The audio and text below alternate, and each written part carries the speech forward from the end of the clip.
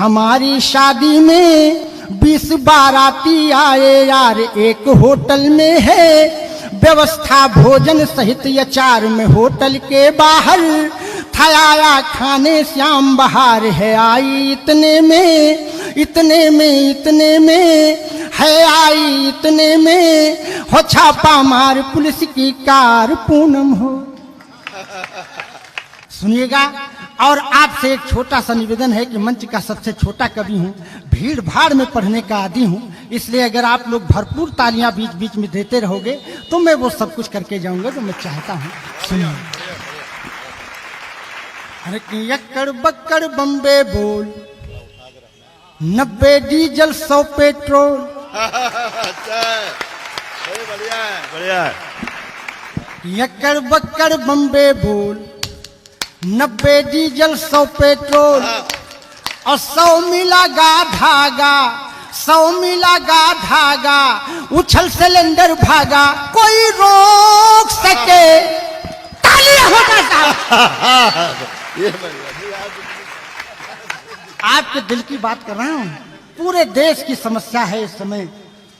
यक्कड़ बक्कड़ बम्बे बोल, 90 diesel 100 petrol.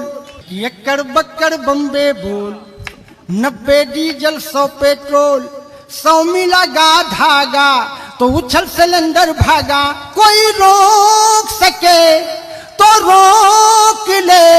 मैं नाचती छन छन छन छन छन, पालकी में होकर के दाल चली रे। वाह वाह। पालकी में होकर के दाल चली रे, जनता को करके बेहाल चली रे। पालकी में होकर के दाल चली रे, बहुत अच्छा। जनता को करके बेहाल चली रे। हो चुम्मा ले गई बोरी यूरिया, धूम मचा लो। हमारे कुछ अतिथि गण आए हुए हैं, सबका स्वागत वंदन और अभिनंदन है। मैं पैरोडी शुरू करता हूँ, सभी अतिथियों का स्वागत है, वंदन है। वाह। अरे कि चुम्मा ले गई बोरी यूरिया, धूम मचा लो मेरे आका रे क्या हो रिया। धूम मचा लो कि दाम सही ना मिल पाया है, चौपट हुई किसानी। कि दाम सही ना मिल पाया है, चौपट हुई किसानी। और सारी जनता है अमीर पर है गरीब अंबानी, बीच में खाने लगे बिचौलिया।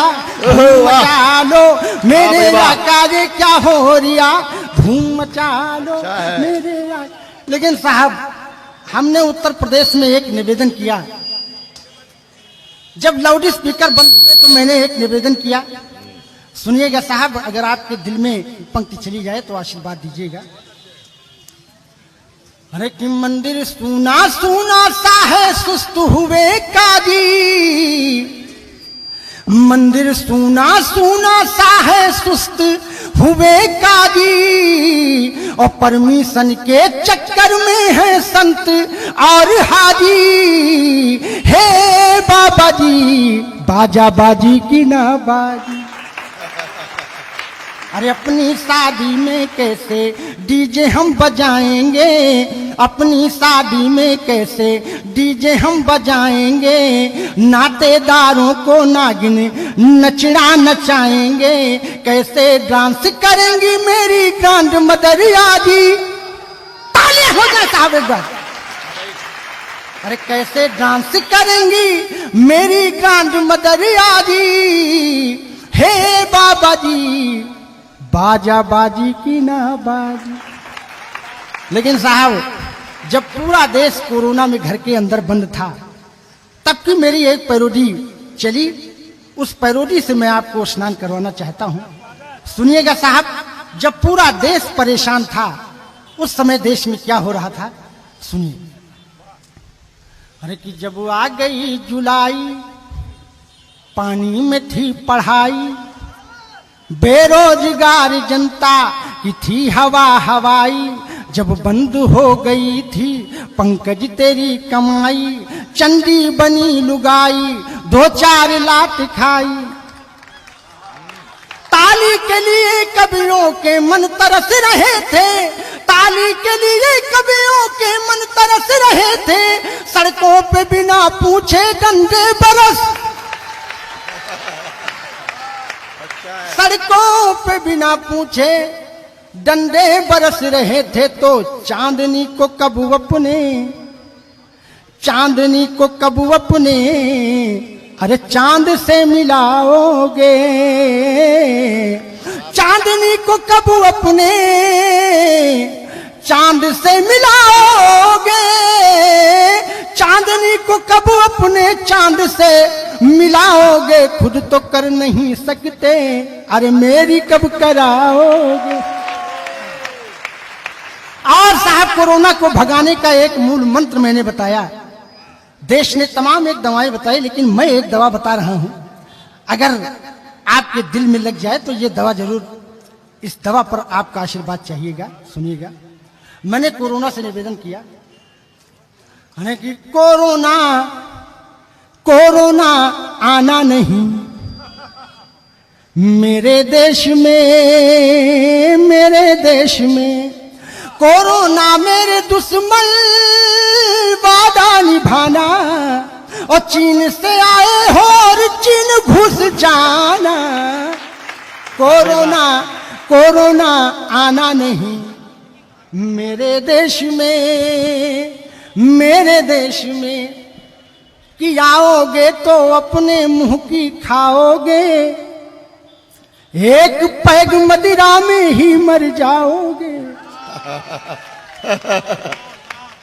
आओगे तो अपने मुंह की खाओगे, एक पैग मदिरा में ही मर जाओगे, गलती से जो आ भी गए मुंह के अंदर, कुत्ते मुंह में कर देंगे तर जाओगे, कोरोना मेरे दुश्मन यहाँ नहीं आना, हर गांव गली में खुला है मैं खाना, कोरोना कोरोना आना नहीं मेरे देश में, मेरे देश में। साहब पैरोडियों के इस क्रम में एक अंतिम पैरोडी में सुना करके अपना स्थान लेता हूं, क्योंकि मेरा समय तो केवल व्यवस्था क्रम में ही चला गया। मैं जो जितना मुझे काम करना है वो मैं कर रहा हूं। सुनिएगा, सुनिएगा, एक मेरी पैरोडी आई कोरोना काल की शादी। कोरोना काल में शादियां कैसे हुई मैं उसका विवरण आपसे देता हूं, और आपके पास भोपाल से एक घटना उठाता हूं। अगर मैंने सच्ची घटना का वर्णन किया हो, एक गंभीर बात, लेकिन हास्य में अगर मैंने प्रस्तुत कर दिया हो उसको, तो आपका आशीर्वाद चाहता हूं।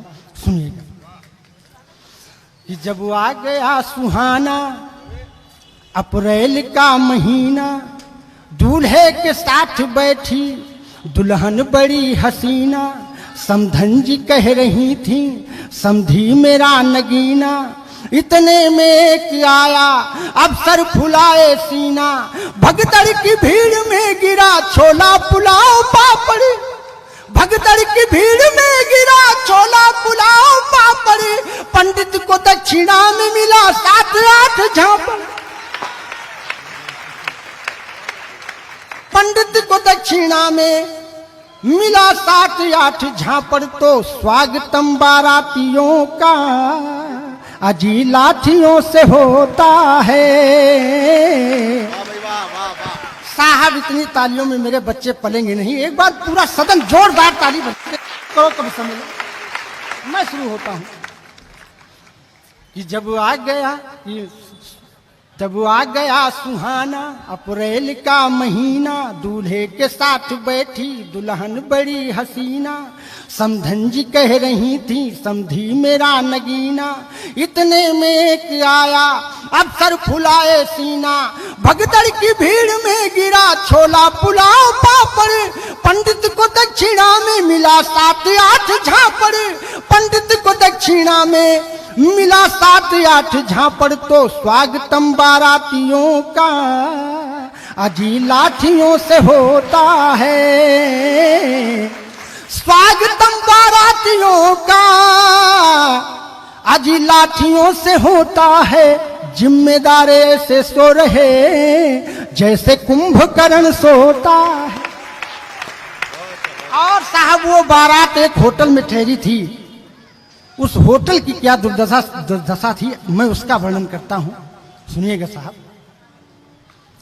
अरे कि हमारी शादी में 20 बाराती आए यार, हमारी शादी में 20 बाराती आए यार। एक होटल में है व्यवस्था भोजन सहित अचार में, होटल के बाहर था आया खाने श्याम बहार है आई इतने में, इतने में, इतने में है आई इतने में, हो छापा मार पुलिस की कार पूनम हो। कि मैं तो होटल के बाहर था अंदर हो गए 20।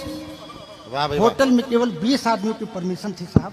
सुनिएगा, आपके पास की घटना है, आप हौसला बढ़ाएंगे मेरा। सुनिएगा कि मैं तो होटल के बाहर था अंदर हो गए 20, और मैं भी अंदर जाऊं तो पूरे होंगे 21। कूटम कूटम कूटम कूटिया,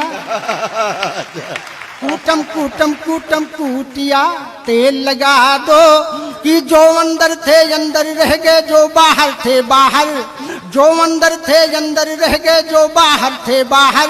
और कुछ बाराती अंदर बिना मास्क के घूमे ना हर हर हर महादेव, हर हर महादेव। कुछ बिना मास्क वाले बाराती उठ बैठक करवावे, कुछ बिना मास्क वाले बाराती उठ बैठक करवावे। कुछ मुर्गा बन के कुकड़ों को की जैसी बांग लगावे। हर हर महादेव,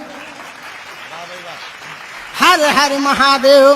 कुछ नशे में होकर चूर दूर गमछे से बीन बजावे, कुछ नशे में होकर चूर दूर गमछे से बीन बजावे। कुछ धरती पर लेटे लेटे नागिन सी कमर हिलावे। हर हर महादेव, हर हर महादेव। ससुर चला रे दूल्हे राजा को छुड़ाने।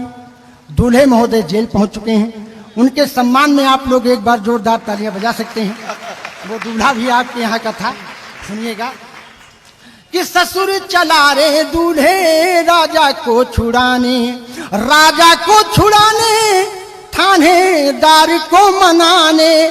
ससुर चला रे दूल्हे राजा को छुड़ाने, कि निज दामाद भेटन की इच्छा। एक बार ताली साहब बजा दो, मैं बहुत मेहनत कर रहा हूं। निज दामाद भेटन की इच्छा, शादी की है कठिन परीक्षा। हवलदार है जेब झांकते, साहब तगड़ा नेग मांगते। मैं तो बाप हूँ मेरा क्या है, तेरी माँ का हाल बुरा है। हलवाई है रान खड़ा है, मिल जाए पेमेंट अड़ा है। राहत के तेरी घरवाली जूते चुरा चुकी है साली। शादी आई है, शादी आई है, शादी आई है। बड़े दिनों के बाद शुभ लगन मुहूर्त याद हो, बड़े दिनों के बाद शुभ लगन मुहूर्त याद। चहु और उदासी छारी है, शादी आई है, शादी आई। बहुत बहुत धन्यवाद, बहुत बहुत आभार। जय हिंद, जय भारत।